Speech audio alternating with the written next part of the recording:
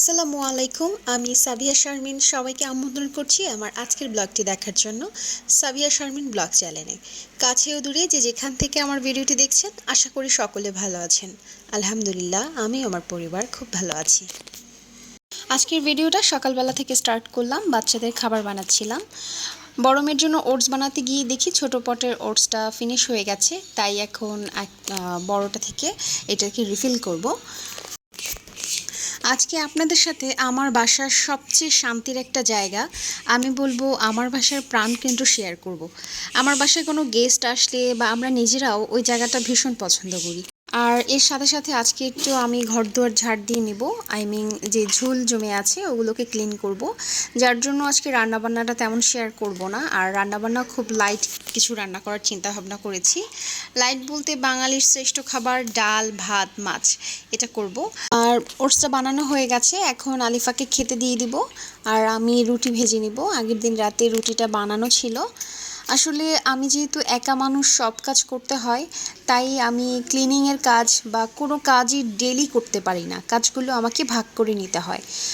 Without any helping hand to Z ঘরের কাজগুলো করা আমরা যারা করি তারা কিন্তু বুঝতে পারি যে কতটা প্রেশারের হয়ে যায় দুটো ছোট বাচ্চা নিয়ে কাজ করা।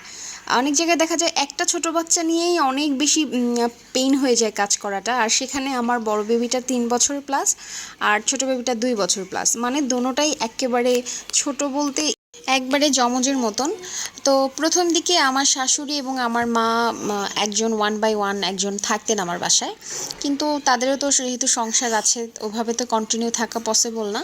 তারপর দেখা যাচ্ছে আম্মু যখন ওরা একেবারে ছোট ছিল তখন 1 মাস 1.5 মাস 2 মাস করেও বাসায় থেকেছেন। এখন আপুরা বলতে পারেন এত কষ্ট করছেন, একটা কাজের মানুষ রাখতেই তো পারেন।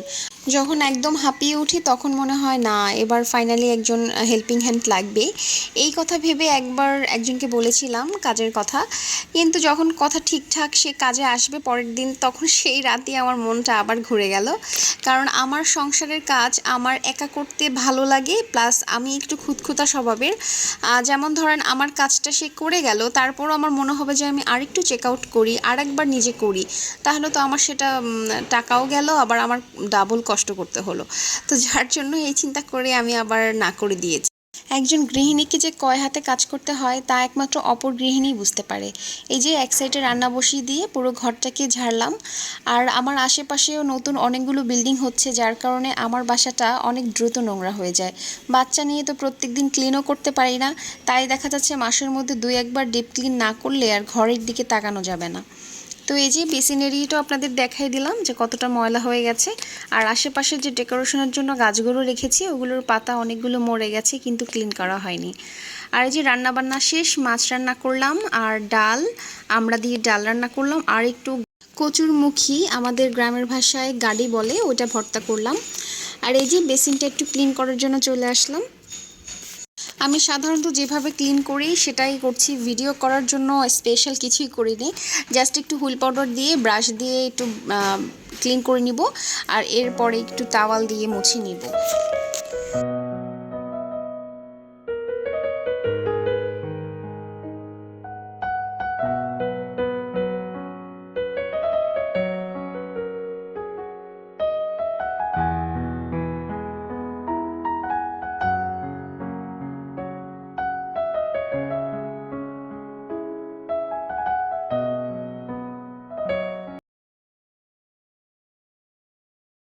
এই কাজটা কিন্তু আমি একবারে গোসলের আগে করতে পারিনি, কারণ এর মধ্যে দুপুরে লাঞ্চের সময় হয়ে গেছে, আলিফার পাপা খেতে এসেছিল, আর বাচ্চাদেরও গোসল করে খাইয়ে ঘুম পাড়িয়ে দিয়েছি।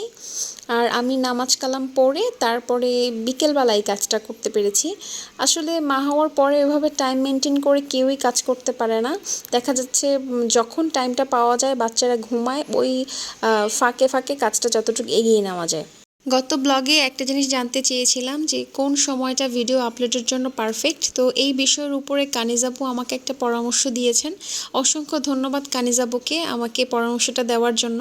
আমি ফার্স্টে বুঝতে পারিনি, পরে আমি এটা অনেক রিসার্চ করে দেখলাম, তারপরে পেয়ে গেলাম যে আমাদের যে ইউটিউব স্টুডিও আছে ওখানেই অডিয়েন্স একটা টাইম আছে যে কোন টাইমটাতে আমার অডিয়েন্স আমাকে দেখবে। তো পরে পেয়ে গেলাম, তো অসংখ্য ধন্যবাদ আপু আপনাকে। এই যে এখন বেসিনের উপরের পাটটা ক্লিন করছি, যদিও অত নোংরা দেখা যাচ্ছে না ক্যামেরাতে, কিন্তু আসলে একটু ধুলা পড়ে গিয়েছিল, তো ওইটা আমি এই ভিজা টাওয়ালটা দিয়ে একটু মুছে নিলাম।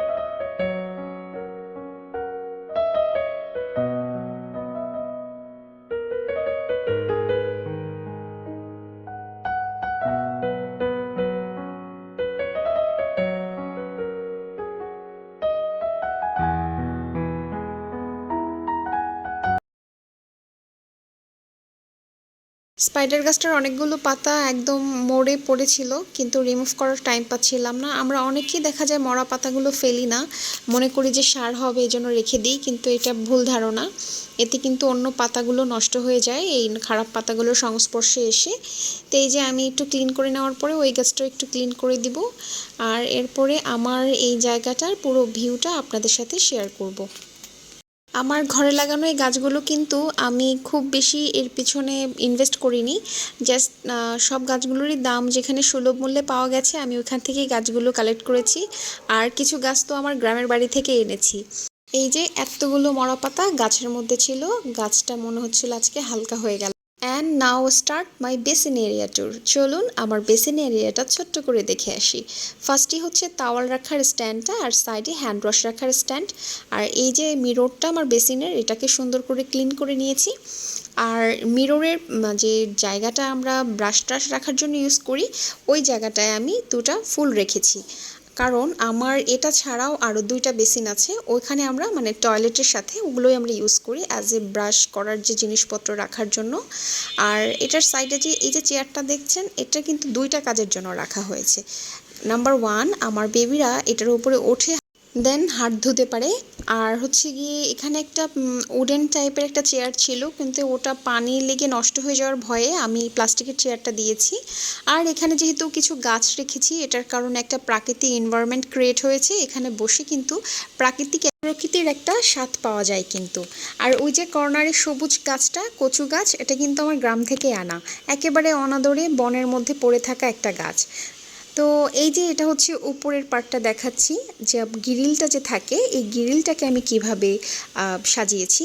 আসলে আমার এই যে বেসিন এরিয়াটার সাইডে বেশ কিছু জায়গা চাইলে ওনারা এটাতে বেলকনি করতে পারতো, কিন্তু তা করেনি। তারা এটা জানালা বানিয়ে আমাদের রুমের সাথে অ্যাডজাস্ট করে দিয়েছে, কিন্তু কাজগুলো আমি খুলতে পারি না। তো এটাতে বেশ একটা সুবিধাই হয়েছে, দেখতেও লুক্রেটিভ লাগে এবং আলো পড়ে। তো ওইটাকে আমি একটু কাজে লাগানোর জন্য বা সৌন্দর্যটা বৃদ্ধি করার জন্য মানি প্ল্যান্ট দিয়ে এটাকে একটা হ্যাঙ্গিং টপে দিয়ে দিলাম, দেখলাম যে বেশ আকর্ষণীয় লাগছে জায়গাটা। আর সাথে একটা আর্টিফিশিয়াল লতা গাছও রেখেছি একটু এক্সট্রা সৌন্দর্যের জন্য। তো এই যে এটা হচ্ছে আমার জানালাটা, আর এগুলো হচ্ছে ফিক্সড করে গ্লাসগুলো লাগানো। এই উইন্ডোটার একটা প্রবলেম হচ্ছে বাড়িওয়ালারা এটাতে পর্দা লাগানোর জন্য কোনো স্পেস দেয়নি, তবে আমি চিন্তা করেছি এক ধরনের নেট টাইপের যে পর্দাগুলো পাওয়া যায় ওগুলো এনে আমি এখানে দিয়ে দিব পরবর্তীতে। এখন যেমন আছে সেটাই আপনাদের সাথে শেয়ার করছি, পরবর্তীতে যখন চেঞ্জ করব ইনশাল্লাহ তখন তো আবার দেখিয়ে দিব। আর এখন আমি নিচের পার্টটা একটু শেয়ার করব যে আমি কিভাবে এটাকে সাজিয়েছি। বহুবার হয়তো বা আমার ভিডিওতে দেখেছেন আপনারা, কিন্তু যেহেতু ট্যুর দিচ্ছি তাই দেখাচ্ছি। আর এই যে কর্নারে যে ইন্ট্রো প্ল্যানটা, এটা আমার পুরনো সসের বোতলে কিছু কালারফুল স্টোন দিয়ে আমি এটা বানিয়েছি। তো এরকম আরও দুটো ছিল এখানে, কিন্তু দেখলাম যে দেখতে হিজিবিজি লাগে তাই সরিয়ে নিয়েছি। আমার কোনো কিছু হিজিবিজি বা অতিরিক্ত কিছু পছন্দ না, খুবই মিনিমাম জিনিস দিয়ে যতটুকু সৌন্দর্য বৃদ্ধি হয় বা আমার রুচিবোধটা প্রকাশ হয় আমি ততটুকুই খুশি, আর ততটুকুই আমি করি। তো এই যে আমার প্লাস্টিকের চেয়ারটার সাথে কিন্তু আমার কমন ওয়াশরুমের যে ডোরটা তার সাথে পাপোশটা আমি ম্যাচিং করে দেওয়ার চেষ্টা করেছি, এবং তার সাথে সাথে আমার এই ডোরের সাথে কিন্তু আমার যে টপের কালারগুলো ওগুলো কিন্তু অনেকটাই ম্যাচিং হয়ে গেছে। তো এটা ছিল ফুল ভিউ আমার ড্রয়িং ডাইনিংয়ের সাথে বেসিন এরিয়াটা। সবার কেমন লাগলো অবশ্যই কমেন্টসে জানাবেন। সকলে ভালো থাকবেন। আসসালামু আলাইকুম, আল্লাহ হাফেজ।